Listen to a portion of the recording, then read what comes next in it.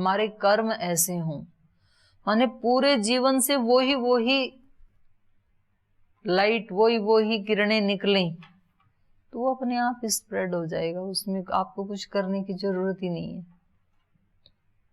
तो ज्यादा चिंता दूसरों को सुधारने की नहीं करना, ज्यादा चिंता अपने आप को इनलाइट करने की कोशिश करनी है कि हम कैसे निर्दोष बने और हम कैसे हर दृष्टि से शक्तिशाली बने। शरीर से भी हम शक्तिशाली हों, बुद्धि से भी हम शक्तिशाली हों, हमें कोई नॉलेज में भी हरा ना पाए, चरित्र से भी शक्तिशाली हों, सेवा में भी शक्तिशाली हों, परोपकार में भी शक्तिशाली हों। हमारा सर्वस्व किसके लिए हो? दूसरों के उपकार के लिए हो, दूसरों के सुख के लिए हो। और ये चीजें कोई कहीं आसमान से उतर के नहीं आती, छोटी छोटी चीजों से ही बनती हैं। दिन भर आप काम करते हैं, अब मैं कई बार देखती हूँ आगे 3 टेबल 2 टेबल खाली रहेंगे और आके पीछे बैठते रहेंगे। अब मेरे को रोज बताना पड़ता है वहां से उठ के यहाँ आ जाओ, तो फिर इतना कहने में कम से कम 1 मिनट तो लगी ना मेरी, और आप सबने भी ध्यान दिया। तो यदि यहाँ 50 विद्यार्थी बैठे हैं तो 50 विद्यार्थियों की 1-1 मिनट लगाई तो 50 मिनट वेस्ट कर दी। तो कम से कम हमने 50 लोगों को अनजाने में ही कष्ट दिया। मतलब और हमें बैठना था पीछे, कहीं सभा, कोई ऐसा, कहीं कोई जलसा, कोई ऐसा कार्यक्रम हो रहा होता है, कहीं डांस हो रहा है आपकी मनपसंद का, तब आप क्या करते हैं? पीछे से कुर्सी उठा के आगे लेके आते हैं। जगह भी नहीं थी वहां पे, तो सारे लोग आपकी तरफ देखते हैं। 5000 लोग हॉल में बैठते थे, 5000 के 5000 लोगों की एक नाखुश होते हैं वो आपको देख करके कि भाई लेट आया था तो पीछे बैठ जाता ना, इतने लोगों को डिस्टर्ब किया। इतने लोग शांति से सुन रहे थे, आपने उन सब की शांति भंग की 1 मिनट के लिए। तो 1-1 मिनट लगाएं तो 5000 मिनट शांति आपने भंग कर दी इतने लोगों की। तो वो जो आपका सुख है, जो आपको आगे आकर के मिल रहा था, वो किसी काम का नहीं है। तो हम दिन भर ऐसे कर्म करें जिससे ज्यादा से ज्यादा लोगों को कष्ट ना हो हमारे किसी भी व्यवहार से। छोटी छोटी चीजें, बड़े लोगों का जीवन महान ऐसे ही बनता है, छोटी छोटी चीजों से ही। हमारे कौन से व्यवहार से दूसरे लोगों का, हम सबसे पहले किसकी सुविधा सोचते हैं? अपनी सुविधा सोचते हैं। मुझे किस में सुख मिलेगा, मुझे आगे बैठने में सुख मिलेगा, उसके बदले में भले ही 5000 लोगों को दुख मिले, मुझे किस में सुख मिलेगा? पीछे बैठने में सुख मिलेगा। इसके लिए भले ही क्लास में रोजाना 50 लोगों की 50 मिनट वेस्ट क्यों ना हो, पर मुझे पीछे ही बैठना है। ये छोटी छोटी चीजें होती हैं। हमारे किस व्यवहार से कितने लोग डिस्टर्ब हो रहे हैं उसका प्रभाव पड़ता है, और हमारे किस व्यवहार से कितने लोगों को संतुष्टि मिल रही है उसका प्रभाव पड़ता है हमारे जीवन में। इसलिए हमारे बड़े लोग हमें सिखाते थे कि भाई किसी की ना बद्दुआ मत लेना। तो हमें जब गांव में रहते थे तो बच्चों को बचपन से सिखाया जाता था कि सुबह उठ करके, जैसे उस समय घरों में शौचालय आदि तो होते नहीं थे, तो बाहर जाते थे टॉयलेट के लिए, तो उस समय जितने लोग भी रास्ते में मिलेंगे सबको प्रणाम करना है। आपने देखा कभी ऐसे? गांव में ऐसे देखा? वायुमंडल सब प्रणाम करते हैं एक दूसरे को, वो सिखाया जाता है वहां पे। क्या होगा उससे? सुबह सुबह इतने लोगों के आशीर्वाद मिलेंगे। घर से वहां तक जाते समय अगर 20 लोग 30 लोग भी मिले तो 30 लोगों की दुआएं, 30 लोगों के आशीर्वाद फ्री में मिल गए, फोकट में। और अपने को प्रणाम करने से विनम्रता आती है। अब ये बात गांव में तो उन्होंने कोई श्लोक नहीं पढ़ा, उन्होंने कोई संस्कृत थोड़ी पढ़ी थी। कौन सा श्लोक है वो? चत्वारितस्य वर्धन्ते अभिवादनशीलस्य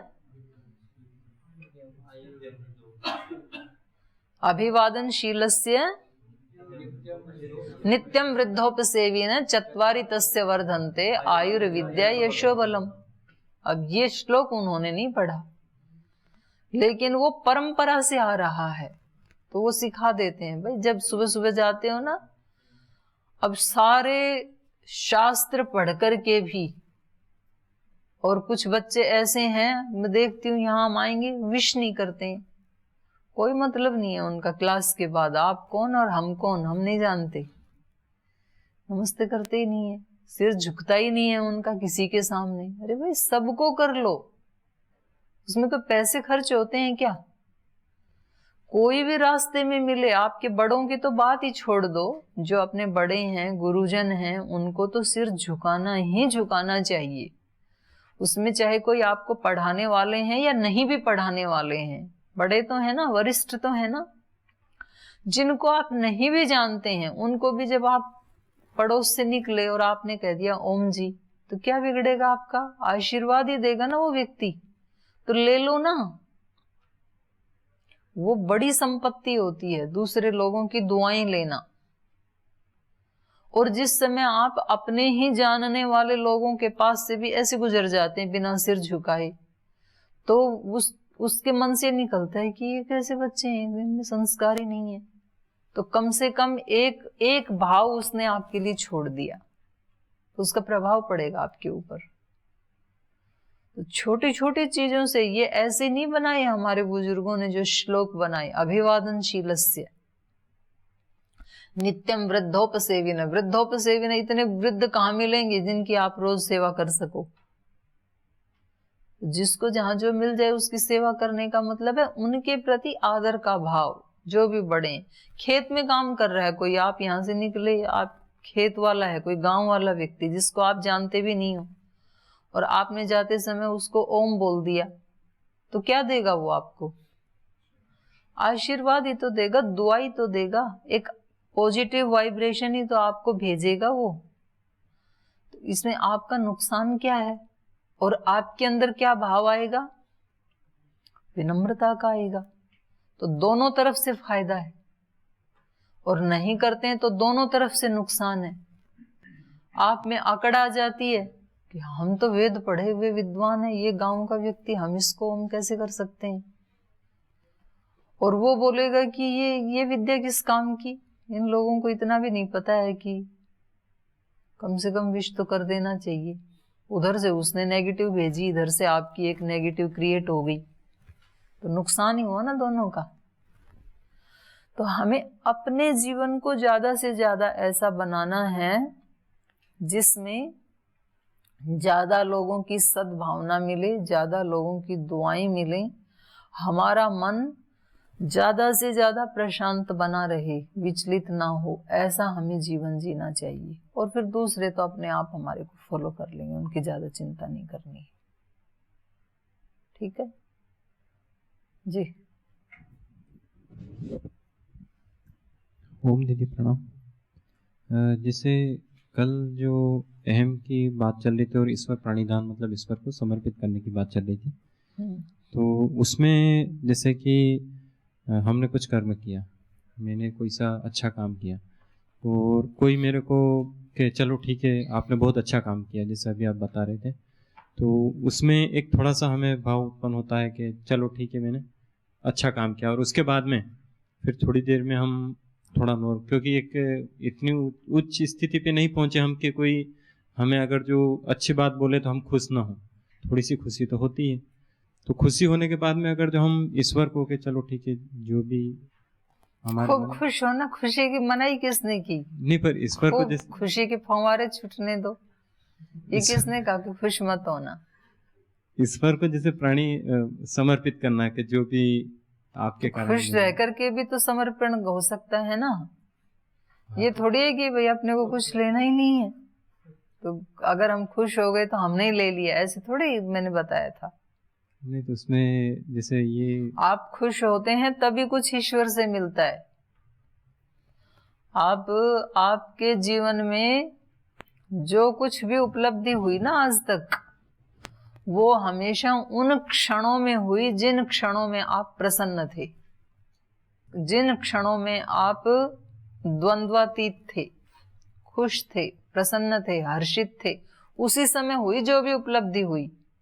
रो धो के कोई उपलब्धि हो जाएगी, ये ख्याल ही दिल से निकाल देना। जब जब व्यक्ति रोता है ना, तब तब ईश्वर से डिस्कनेक्ट होता है।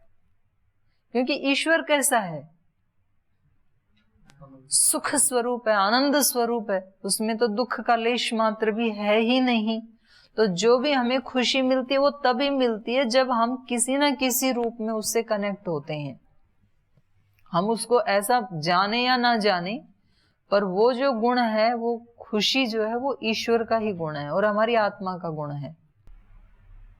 और जब जब भी हम दुखी होते हैं, निराश होते हैं, परेशान होते हैं, कुछ मिलता नहीं है उस समय, हमें लॉस होता है उस समय। तो मैंने ये नहीं कहा था कि सब कुछ ईश्वर को समर्पण करना है तो आपको खुश नहीं होना है, कुछ आपको रिस्पॉन्स मिले तो दोनों में खुश रहना है। ये है, आपके अनुकूल मिले तो भी खुश, और आपको अनुकूल नहीं लग रहा, समझ में नहीं आ रहा है, तब भी खुश कि मेरी दृष्टि ऐसी है, मुझे नहीं लग रहा कि इसमें मेरी कोई भलाई है, पर क्योंकि तू मेरा पिता है, तू मेरी माँ है, मैंने सब कुछ तुझे समर्पित किया है, इसलिए जरूर तूने कोई ना कोई हित ही देखा होगा इसमें भी मेरा, जो मुझे आज समझ में नहीं आ रहा है, हो सकता है आगे जाके आ जाए। तो उसको भी स्वीकार करना, उसमें खुश यदि ना हो सको तो कम से कम दुखी मत होना, इतना तो कर लेना, बैलेंस रह लेना। उसमें जैसे अहम भाव के चलो मैंने ये अच्छा कार्य किया, वो भी तो उत्पन्न हो रहा है। देखो, अहम ऐसे नहीं जाएगा, अहम कोई बहुत खराब चीज नहीं है। अहम का इन्होंने परिवर्तन करने के लिए कहा था, अहम को मारने के लिए नहीं कहा था। इन्होंने क्या कहा था? अनन्य भाग भजते यो माम, जो बस ये परिवर्तन कर लेता है अहम में कि मैं ईश्वर का हूं और ईश्वर मेरा है। तो जो भी मैंने अच्छा किया तो वो अपने प्रभु के लिए किया, और मुझे अच्छा करना ही है क्योंकि मुझे प्रभु ने बनाया ही अच्छे करने के लिए है। तो मैं अपने कार्य को ठीक कर रहा हूं, तो मैं भी खुश हूं और मेरा ईश्वर भी खुश है और ये सृष्टि भी खुश है। तो वो खुशी की कोई मनाही थोड़ी, खुश तो रहना ही है, खुशी के लिए तो सारे काम कर रहे हैं भले आदमी।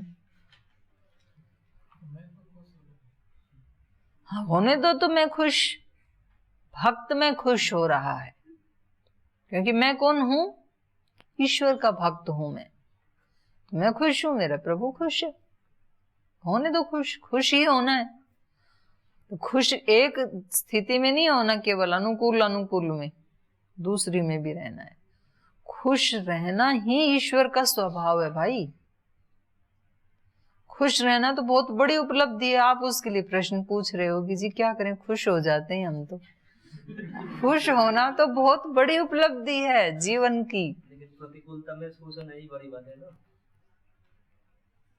उसके लिए थोड़ा और प्रयास कर लो। अनुकूलता में तो खुश रहना ही रहना है, और जो अपने को नहीं समझ में आ रहा, भगवान का भक्त उसमें भी खुश रहता है। तो सतत खुश रहना ये ईश्वर का गुण है। ये सारी सृष्टि सतत खुश है, एक मनुष्य को छोड़ के। फूल सतत खुश हैं, सर्दी आए, गर्मी आए, बारिश आए, बिजलियां चमके, धूप आए, ऐसे ही खिलता रहता है वो। कोमल कोमल सी पत्तियां हैं बेचारी की, लेकिन कभी भी चेंज नहीं करता है, खिला ही रहता है। सूर्य हमेशा खुश है, वायु हमेशा खुश है, पक्षी हमेशा खुश हैं, सब हमेशा खुश हैं, नदियां हमेशा खुश हैं। ये मनुष्य कभी खुश कभी ना खुश ऐसे रहता है, क्योंकि इसके पास बुद्धि है ना। उनका तो अपना एक सेट प्रोग्राम है।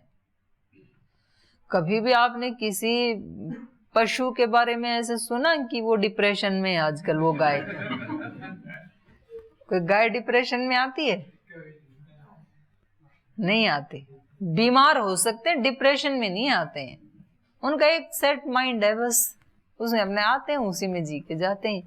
कभी वो घास खा के बैठी होती है ना, तब देखना उसका चेहरा कितना शांत होता है, योगी जैसा शांत होता है। जुगाली जब करती है ना, भैंस भी डिप्रेशन में नहीं आती है, गाय तो चलो माता है हमारी, कोई भी नहीं आता है। हर योनि के पशु पक्षी प्राणी सब खुश रहते हैं हमेशा, मनुष्य नहीं रहता है। और इसको सबसे ज्यादा मिला है, उनको बेचारों को ज्यादा मिला भी नहीं। इसके पास इतना है, इसको दिखता ही नहीं। इसको वो दिखता है जो इसके पास नहीं है, जो है उसका धन्यवाद नहीं करता ये। अरे कुछ भी नहीं है, शरीर तो है तुम्हारे पास करोड़ों का। इस शरीर की साइंटिफिक वैल्यू की जाए एक एक अंग की, आज की उसमें आज के भाव के अनुसार, कलयुग के भाव की कीमत के अनुसार, तो आज हार्ट की कितनी वैल्यू है, किडनी की कितनी है, फेफड़ों की कितनी है, आंख की कितनी है, डॉक्टर बताते हैं ना। तो ये सारे अंग प्रत्यंगों की कुल कीमत लगा करके है 400 करोड़ आज की तारीख में। तो 400 करोड़ की संपत्ति तो सबके पास है, और उसमें माइंड जो है वो अमूल्य है, उसका कोई मूल्य नहीं। माइंड कोई किसी को दे नहीं सकता है। सारी चीजें चेंज हो सकती हैं, माइंड का अभी नहीं है कि किसी दूसरे का उठा के लगा दिया, एक खराब हो गया तो दिमाग खराब हो गया तो कुछ भी नहीं है। तो इतना तो है अपने पास, तो उसके लिए कितना धन्यवाद दे सकते हैं, एक एक चीज के लिए कितना धन्यवाद दे सकते हैं। ये उनकी वैल्यू का तब पता लगता है जब उसमें कोई फॉल्ट आता है। आपकी कोई एक उंगली, एक नाखून जिस दिन दर्द करने लगेगा ना, तब पता लगेगा कि इस उंगली का क्या मेरे जीवन में महत्व था, मुझे तो पता ही नहीं था। आपके एक दांत का कितना महत्व तब पता लगता है जिस दिन दांत में दर्द होता है। आपके गले में से खाते गड़प गड़प नीचे चला जाता है, वो उसका पता तब लगता है जिस दिन गले में दर्द है, कुछ नीचे जा ही नहीं रहा है, पानी भी नीचे नहीं जा रहा है, तब पता लगता है इसका भी महत्व है। और वो 2-4 दिन ऐसा रह जाए तो आदमी परेशान हो जाएगा ना। तो अब प्रश्न बोलो आप, क्या है आपका? यही था कि हम खुश ना रहें। नहीं, अहम का भाव जो अहम आना चाहिए, पर विशुद्ध अहम, ईश्वर तुम मेरे मैं तेरा, ये विशुद्ध अहम है। क्योंकि देखो ये सारे संबंध तो टेम्परेरी हैं, तो स्पष्ट है ना, जितने भी संबंध हमने बना रखे हैं ये सब क्या है, ये तो अस्थाई हैं। आज से पहले नहीं थे, जब तक आप यहाँ नहीं आए थे तब तक मेरे साथ कहाँ संबंध था आपका, और आप कल चले जाएं तो भी संबंध खत्म, और आप ना भी जाएं मान लो तो भी कुछ वर्ष के बाद शरीर की तो मृत्यु होगी, हमारे की भी होगी और दूसरों की भी होगी, सबके शरीरों की तो खत्म हो जाएंगे। लेकिन ईश्वर का संबंध क्या है? स्थायी, सदा काल से था, आज भी है और सदा काल तक रहेगा। प्रलय में भी रहेगा, सृष्टि में भी रहेगा, सतयुग में भी रहेगा, कलयुग में भी रहेगा, त्रेता में भी रहेगा, द्वापर में भी रहेगा, हमेशा रहेगा। तो नित्य संबंध उससे है। तो ये तो मतलब ये तो सच्ची बात है कि ईश्वर मेरा और मैं ईश्वर का। लेकिन ईश्वर इस सारी सृष्टि में भी वो ईश्वर ही समाया हुआ है, ये सारी सृष्टि भी उसी का स्वरूप है। तो उस स्वरूप के नाते ये सारी सृष्टि के साथ भी मेरा संबंध है,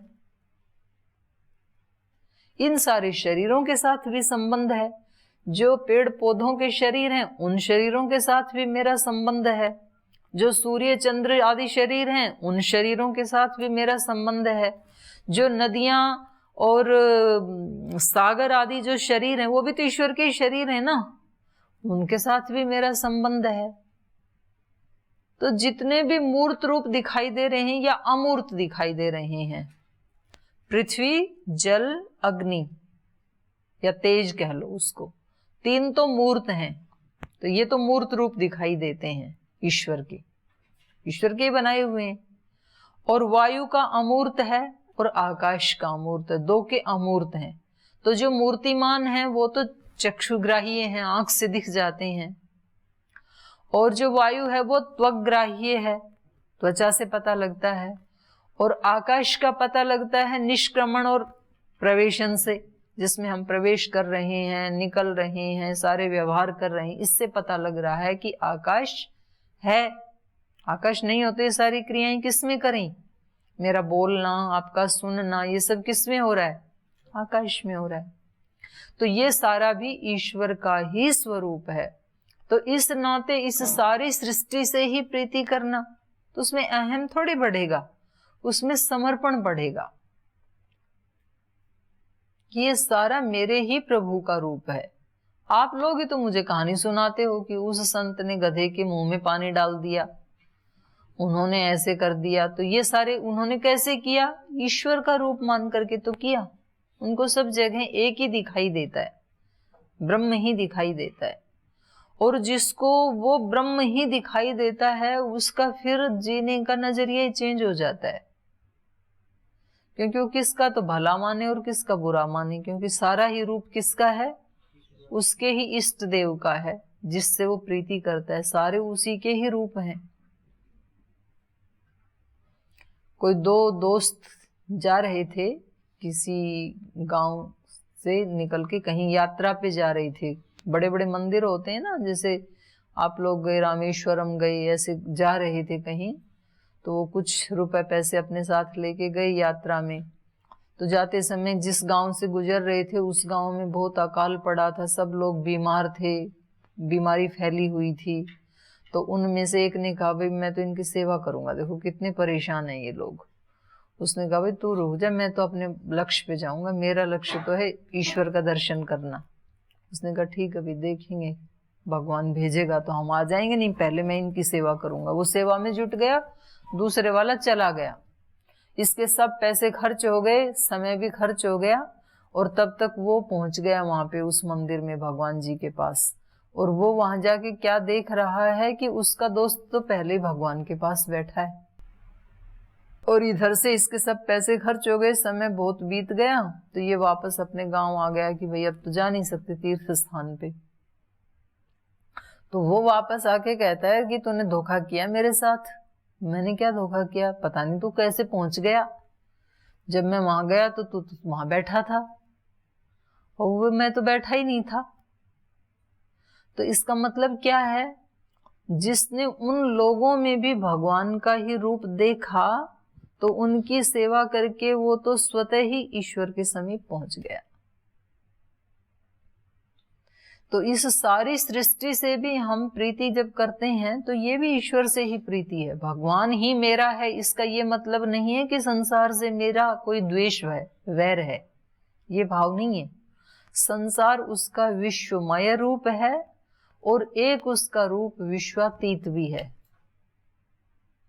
तो मैं दोनों ही रूपों से प्रीति करता हूं, क्योंकि उससे ही मेरा एक शाश्वत संबंध है, ईश्वर से ही। बाकी सारे संबंध जितने दिन के लिए अच्छे से निभाएंगे, जिस दिन जाना होगा चले जाएंगे, दिक्कत क्या है इसमें? हो गए?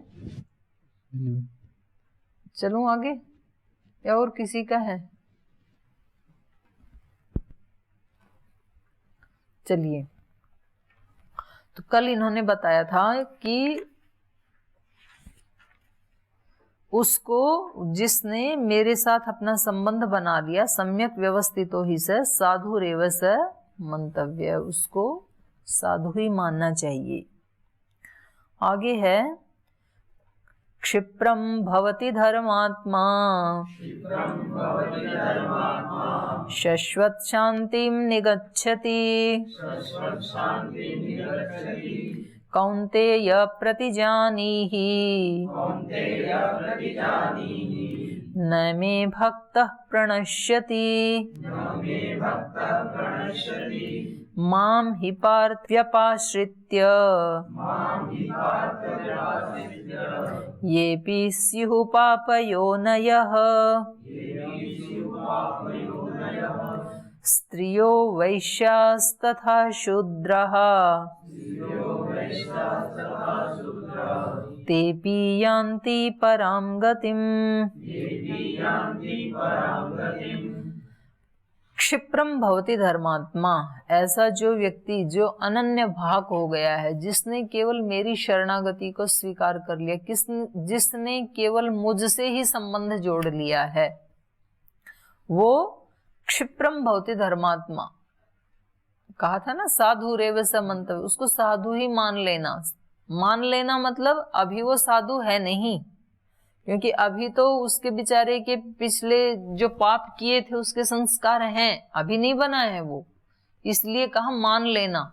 लेकिन आप ये भी मेरी बात सुन लो, क्षिप्रम भवति धर्मात्मा, बहुत जल्दी धर्मात्मा बन जाएगा वो, जिसने आर पार का निर्णय ले लिया ना एक बार। नहीं तो व्यक्ति 2 कदम आगे जाता है, फिर 3 कदम पीछे आता है, फिर 3 कदम आगे जाता है, फिर 2 कदम, ऐसे चलता रहता है हमारा जीवन में। तो हम कहीं आगे पहुंचते नहीं है और पीछे भी जाते नहीं है, बस वहीं पर ही होती रहती रिहर्सल हमारी। कुछ दिन हम साधना करते हैं, कुछ दिन प्रमाद करते हैं, फिर कुछ दिन हम साधना करते हैं, फिर कुछ दिन आलस्य करते हैं, ऐसे चलता रहता है।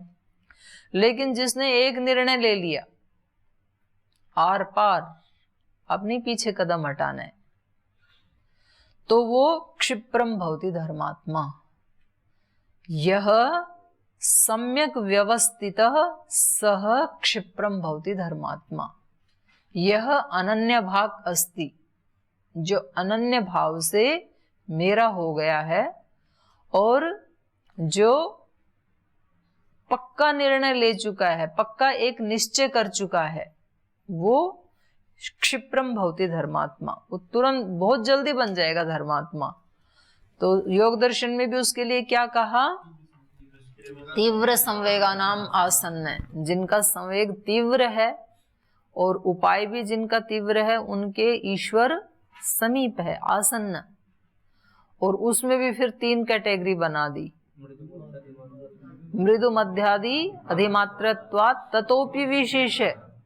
वो आसन्न में भी, उसमें भी विशेष होते हैं फिर, तीव्र, तीव्रतर, तीव्रतम, जिनका आवेग तीव्रतम है उनके लिए ईश्वर आसन्नतम है, निकटतम है। फिर भक्त जनों के संकट क्षण में दूर करे, कभी कभी क्षण में भी दूर होते हैं। जीवन का परिवर्तन होने में कितना टाइम लगता है? एक क्षण। पानी उबलता गया, पानी को भाप बनने में कितना टाइम लगा? 99 डिग्री तक तो गर्म ही था, भाप कब बना? 100 डिग्री पे। तो 99 से 100 होने में कितनी देर लगी? एक क्षण। तो जो असली रूपांतरण है वो एक क्षण में भी हो जाता है, एक क्षण में ही होता है। लेकिन ऐसा नहीं है कि उससे पहले साधना नहीं करनी होती, उससे पहले की है, पर उस तब तक व्यक्ति को लगता है कि कुछ हुआ ही नहीं।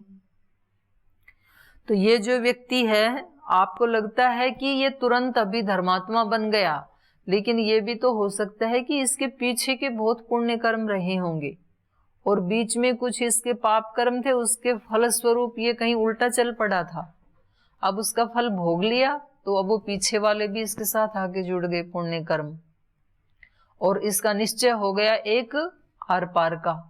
अब उसमें कोई चेंज नहीं करना है, कुछ सोचना नहीं है, अब एक छलांग लगानी है। पहाड़ से एक छलांग लगाई तो अब नीचे आने में कितनी देर लगेगी? तुरंत ही आ जाएगा। वो तो हिम्मत मारने की जरूरत है, बस एक बार छलांग लगाऊं कि ना लगाऊं, हाथ पैर ना टूट जाए कहीं। तो एक बार लगा दी तो फिर तो बीच में रुकने का काम नहीं है। अब तो नीचे ही आके टिकेगा, क्योंकि बीच में है ही नहीं कुछ भी। तो एक बार ईश्वर को अपना मान लिया तो मान लिया, बस अब पीछे नहीं है अब कुछ भी। अभी आपने आधा आधा माना है, इसलिए छुट्टी मांगने आते हो मेरे से।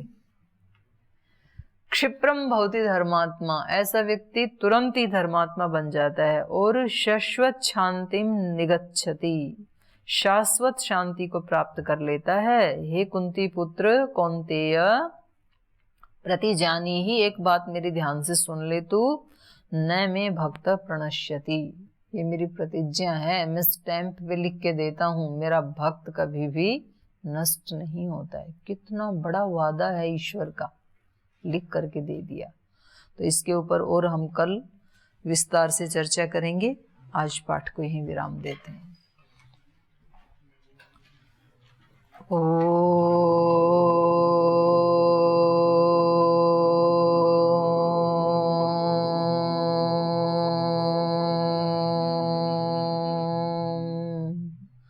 शांति शांति शांति ही। श्री गुरुभ्यो नमः।